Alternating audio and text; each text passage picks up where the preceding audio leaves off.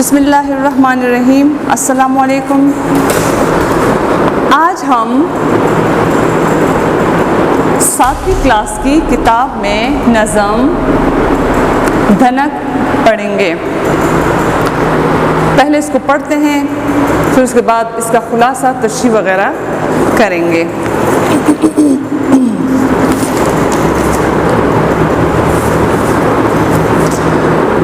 اس کے مصنف شاعر ہے حفیظ جالندری. اس کے شاعر ہے حفیظ جالندری. آج بادل خوب برسا اور برس کر کھل گیا، بوٹا بوٹا ڈالی ڈالی پتا پتا دھل گیا. بوٹا بوٹا بوٹا پتے کو کہتے ہیں. اچھا، اس شعر میں شاعر کہتا ہے کہ آج آسمان پر بادل آئے اور خوب بارش برسی اور کھل کر خوب بارش ہوئی. بارش کے قطروں سے درختوں کی شاخیں اور پتے تر و تازہ اور صاف ہو گئے. دوسرا شعر ہے دیکھنا کیا دھل گیا سارے کا سارا آسماں. اودا اودا اودا اودا سرخی مائل کالے رنگ کو کہتے ہیں. اودا اودا سرخی مائل کالا رنگ. اودا اودا نیلا نیلا پیارا پیارا آسمان.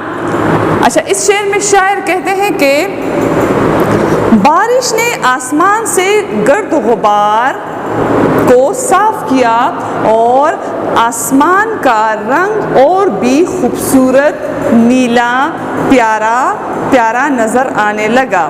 یعنی آسمان گلابی نیلے اور پیارے رنگ میں رنگا رنگ نظر آنے لگا. تیسرا شعر ہے ہٹ گیا بادل کا پردہ، مل گئی کرنوں کو راہ، سلطنت پر اپنی پھر خورشید نے ڈالی نگاہ. خورشید سورج کو کہتے ہیں. یعنی بارش کے بعد جب دھوپ نکل آتی ہے تو اس کے بارے میں شاعر نے کہا ہے. شاعر کہتا ہے کہ جب بادل ہٹ گئے اور سورج نکل آیا تو سورج کی کرنیں آسمان پر پھیل گئی. جب بادلوں کا پردہ دور ہو گیا تو سورج کی کرنوں کو دوبارہ راہ مل گئی اور سورج نے اپنی سلطنت پر نگاہ ڈالی. یعنی بارش کے بعد دوبارہ جب سورج نکل آیا تو پوری دنیا میں پھر روشنی پھیل گئی.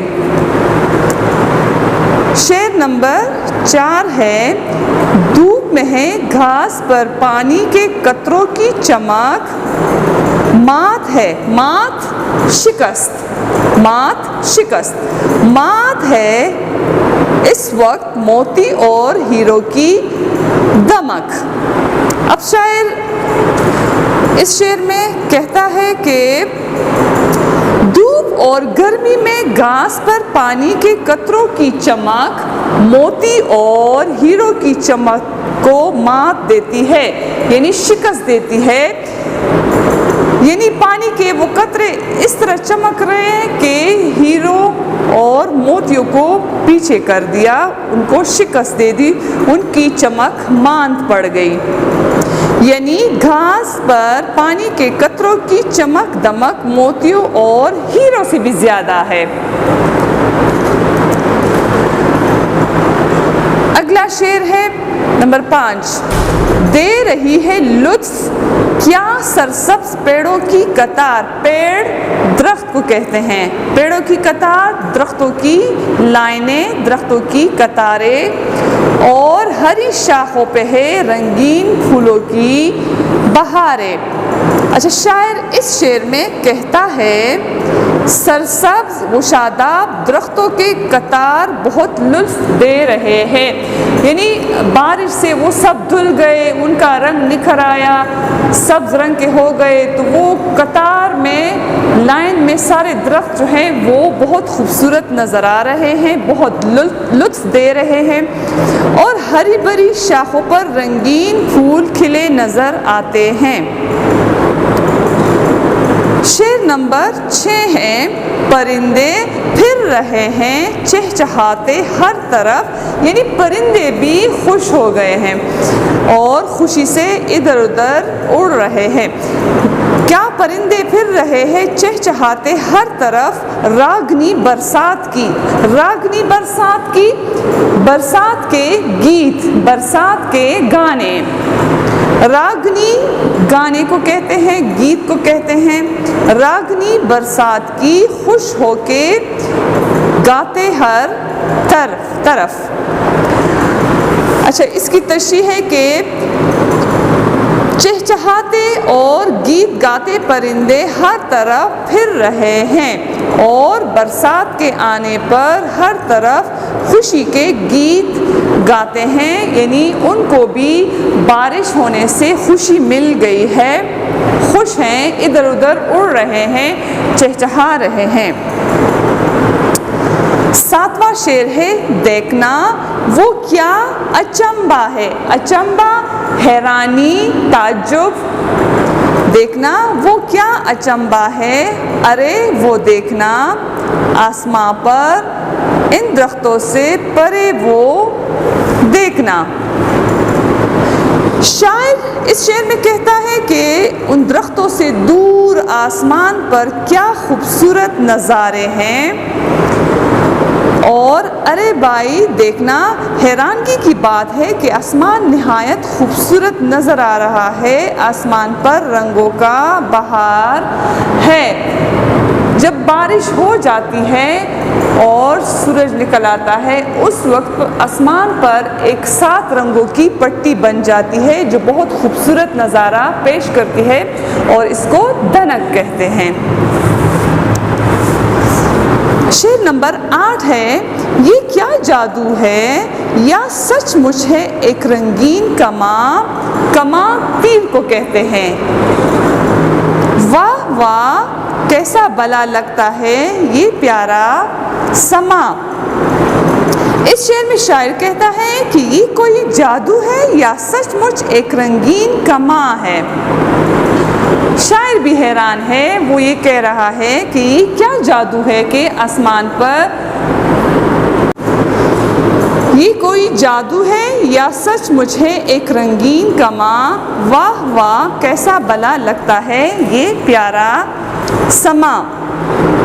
شاعر کہتا ہے کہ یہ کوئی جادو ہے، یعنی آسمان پر بارش کے بعد جو 7 رنگوں کی ایک پٹی بن جاتی ہے۔ شاعر بھی حیران ہے کہ یہ کیا جادو ہے۔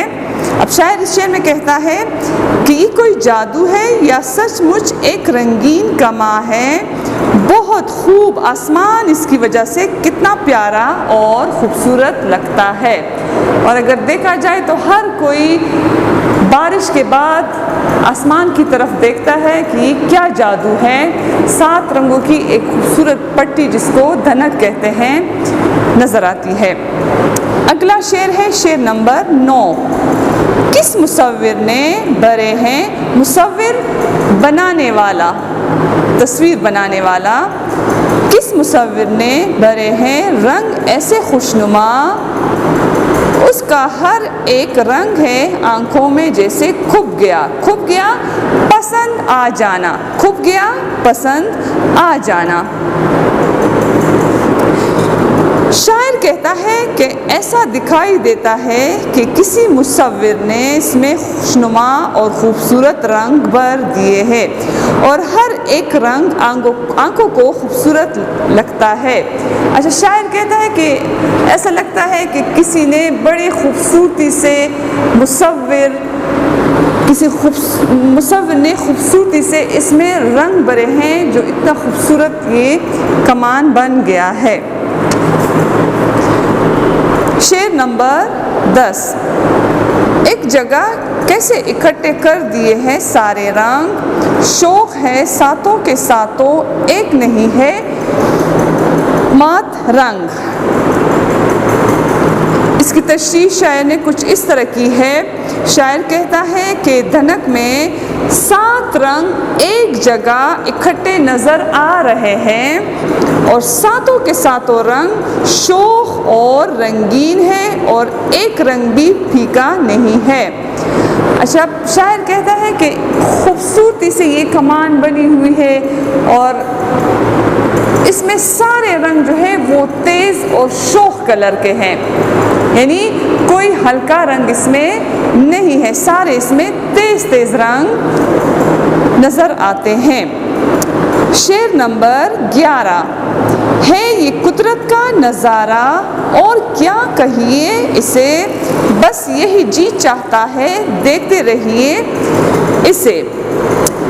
شاعر کہتا ہے کہ یہ سب کچھ قدرت کا ایک نظارہ ہے، سب کچھ قدرت کا ایک نظارہ ہے اور اسے بار بار دیکھنے کو جی کرتا ہے، یعنی اتنا خوبصورت نظر آتا ہے کہ شاعر کہتا ہے کہ بار بار دیکھنے کو دل کرتا ہے۔ یہ کماں اتنی خوبصورت ہے کہ اس سے آنکھ ہٹتی ہی نہیں۔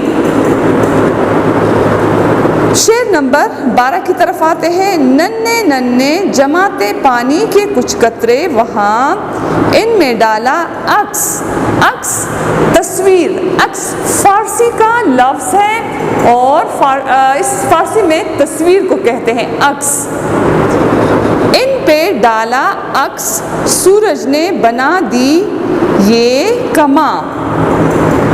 شاعر کہتا ہے کہ پانی کے کچھ چھوٹے چھوٹے قطرے وہاں پر جمع تھے اور سورج کے عکس نے ان کو اور بھی خوبصورت بنا دیا۔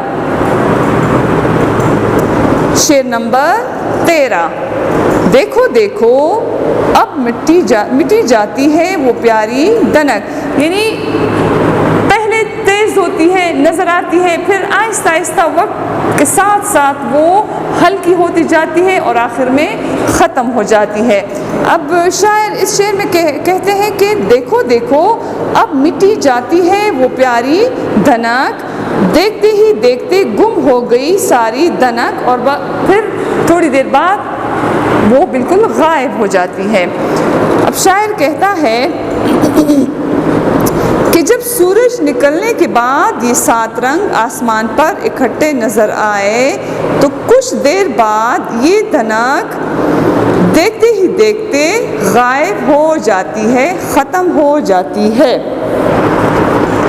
شعر نمبر 14 لو ہوا میں مل گئی وہ سب کی سب کچھ بھی نہیں، آنکھیں مل مل کر نہ دیکھو آؤ اب کچھ بھی نہیں، یعنی ہم کہتے ہیں کہ ہمیں نظر نہیں آ رہا، ہم آنکھیں ملتے ہیں لیکن اصل میں وہ آسمان سے غائب ہوا ہوتا ہے، صرف تھوڑی دیر کے لیے وہ نظر آتا ہے، پھر تھوڑی دیر کے بعد وہ آہستہ آہستہ ہلکا ہوتا جاتا ہے اور پھر آخر میں بالکل غائب ہو جاتا ہے۔ تو شاعر کہتے ہیں کہ سورج گرم ہوتے ہی سب کچھ ہوا میں مل گئی اور اب آنکھیں ملنا بند کرو اور اوپر نظر اٹھا کر دیکھو کچھ نظر نہیں آتا، دھنک غائب ہو گیا۔ ویسے میں نے تو مشکل الفاظ آپ کو اس نظم کی تشریح کے وقت بھی بتا دی، لیکن پھر بھی میں نے آپ کے لیے کچھ مشکل الفاظ کے معنی لکھے جو آپ کو بالکل نظر بھی آئے اور آپ اس کو سمجھیں۔ تو یہ مشکل الفاظ میں نے لکھی ہوئی یہاں پر۔ پہلا ہے بوٹا، بوٹا پتے، پتوں کو کہتے ہیں۔ مات شکست، اچنبا حیرانی تعجب، کرنیں شعائیں، خورشید سورج، راگنی برسات، برسات کا گیت، راگنی گیت کو کہتے ہیں اور برسات برسات کا گیت۔ کھپ جانا پسند آنا، ادا سرخی مائل کالا، پیڑ درخت، دھنک کوسے قضا، لطف مزہ، سما نظارہ۔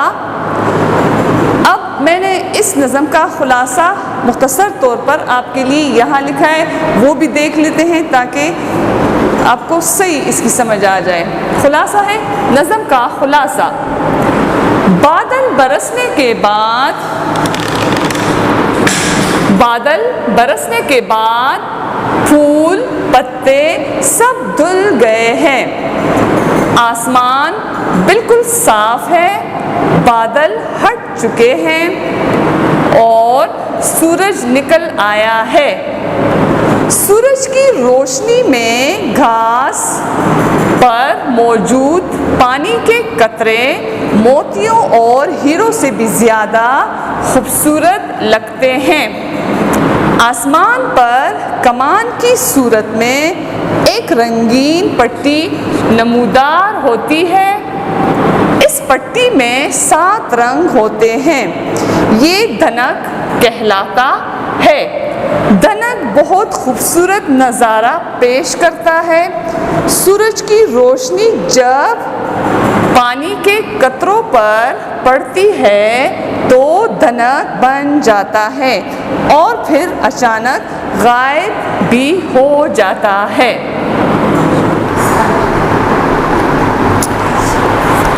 دھنک کے مشق کی طرف آتے ہیں۔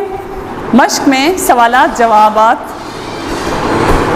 پہلا سوال ہے، اس نظم میں شاعر نے اوس کے قطروں کو کس چیز سے تشبیہ دی ہے؟ جواب، اس نظم میں شاعر نے اوس کے قطروں کو موتیوں سے تشبیہ دی ہے، ان کی چمک بالکل موتیوں اور ہیرو جیسی ہے۔ سوال نمبر 2 ہے، دھنک میں کتنے رنگ ہوتے ہیں؟ جواب، دھنک میں 7 رنگ ہوتے ہیں۔ سوال نمبر 3، دھنک کا دوسرا نام کیا ہے؟ جواب، دھنک کا دوسرا نام قوس قزح ہے۔ اب جملوں کی طرف آتے ہیں۔ پہلا جملہ ہے، بوٹا بوٹا، بارش کے پانی سے بوٹا بوٹا دھل گیا، بارش کے پانی سے بوٹا بوٹا دھل گیا۔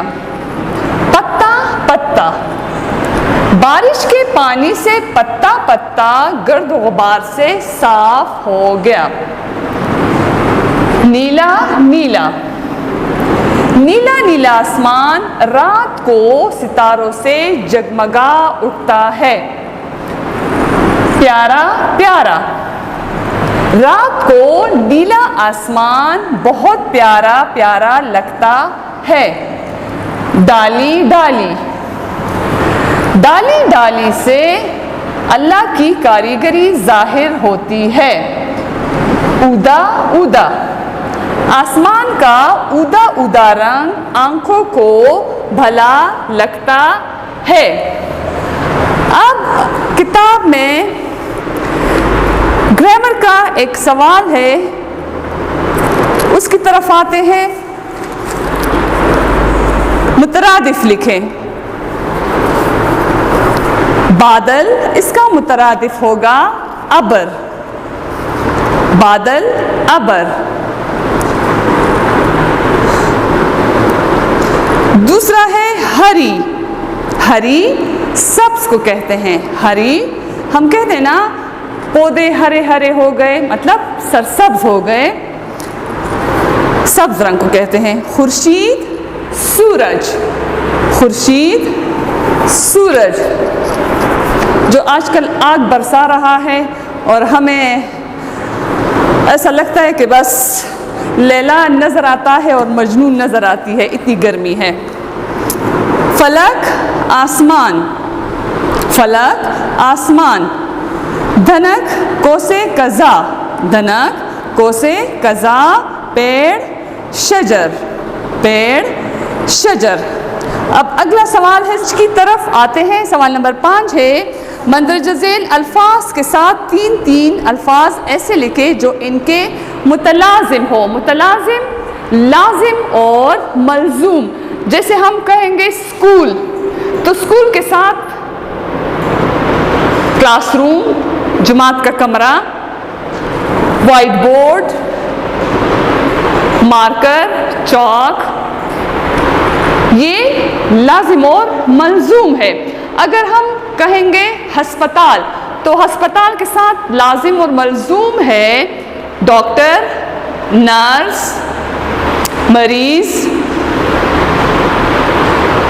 علاج، یہ لازم اور ملزوم ہے.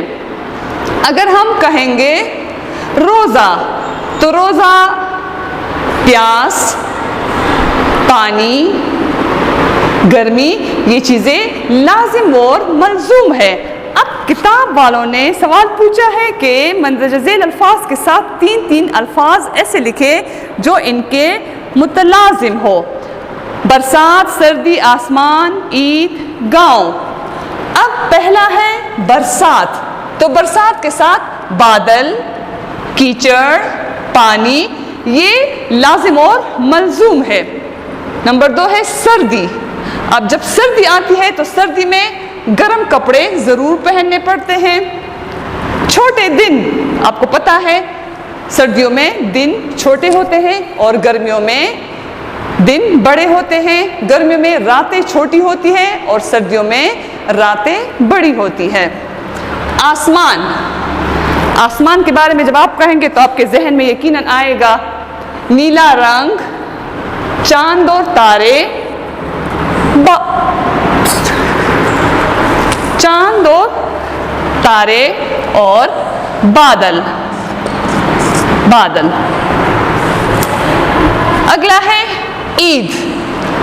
جب عید کا تصور ذہن میں آتا ہے تو عید کے ساتھ ایک خوشی آتی ہے، نئے کپڑے پہننے پڑتے ہیں، سوئیاں کھانی پڑتی ہے، عیدی ملتی ہے.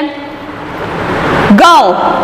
جب ہم گاؤں کہتے ہیں تو گاؤں کے ساتھ ہمارے ذہن میں کچے مکانات آ جاتے ہیں، ہرے بھرے کھیت، مویشیاں، تازہ ہوا، صاف ستھرا ماحول، خالص خوراک. تو یہ ساری چیزیں پھر لازم اور ملزوم ہے اس کے ساتھ.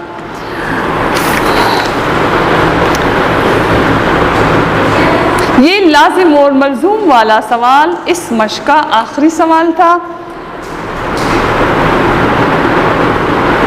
آپ اس کو